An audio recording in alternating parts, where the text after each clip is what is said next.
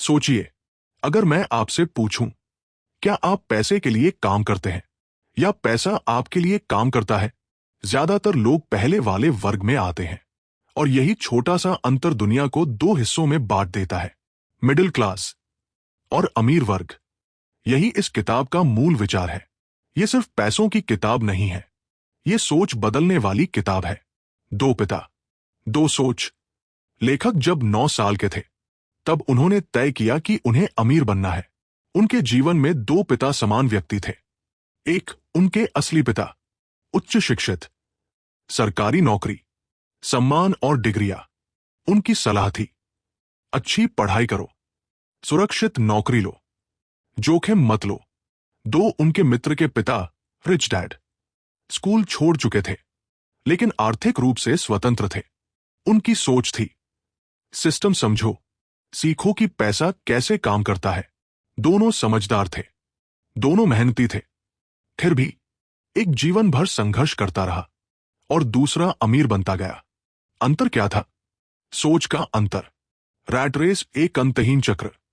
Middle class का जीवन कैसा होता है? उन नौकरी करो, वेतन लो, DMI, बिल, खर्चे चुकाओ, फिर अगले महीने वही दोहराव। इस चक्र को लेखक ने नाम दिया रैट रेस।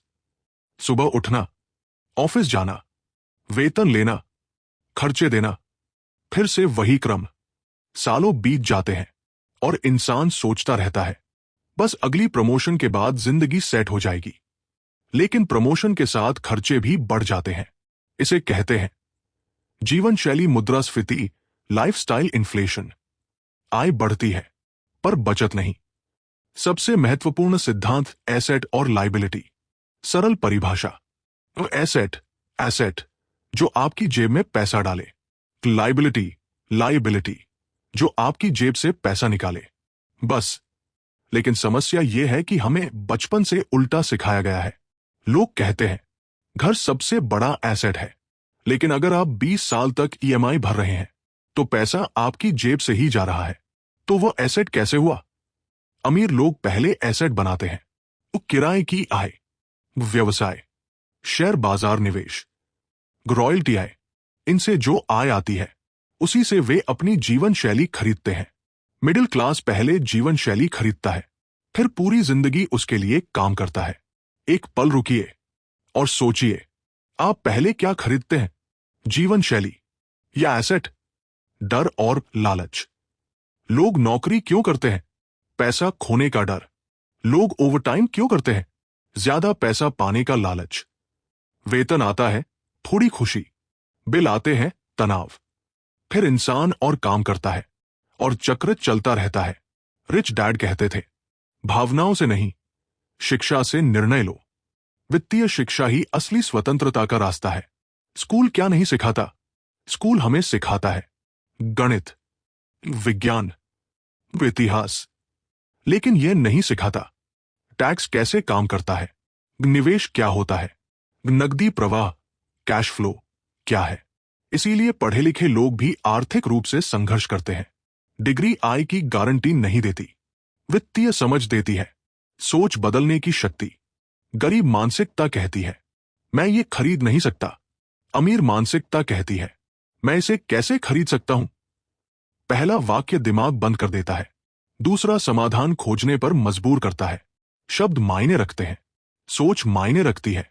जोखिम की सच्चाई।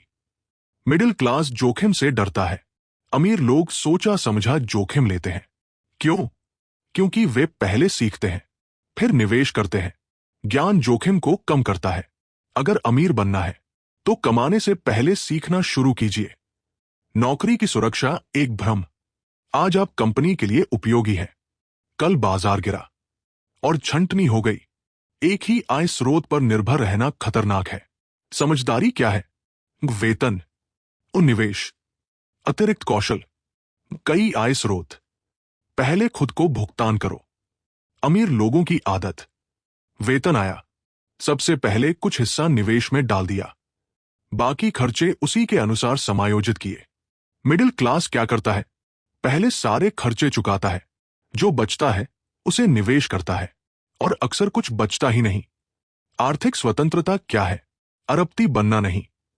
आर्थिक स्वतंत्रता का मतलब है आपकी जरूरतें आपके एसेट से पूरी हों और आप नौकरी मजबूरी से नहीं, चुनाव से करें। आज से शुरुआत कैसे करें?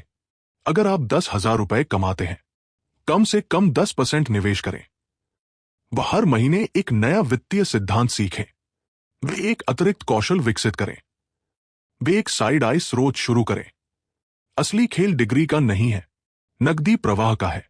और अगर आपने ये खेल समझ लिया तो आप सिस्टम के गुलाम नहीं रहेंगे, आप सिस्टम के मालिक बन सकते हैं। आखिरी सवाल, 10 साल बाद क्या आप अपनी जिंदगी का नियंत्रण चाहते हैं या हर महीने वेतन का इंतजार? निर्णय आज लेना होगा, क्योंकि अमीर और गरीब के बीच का अंतर पैसा नहीं, सोच पैदा करती है। और अगर आपकी सोच बदल गई तो आपकी आर्थिक हकीकत भी बदल सकती है।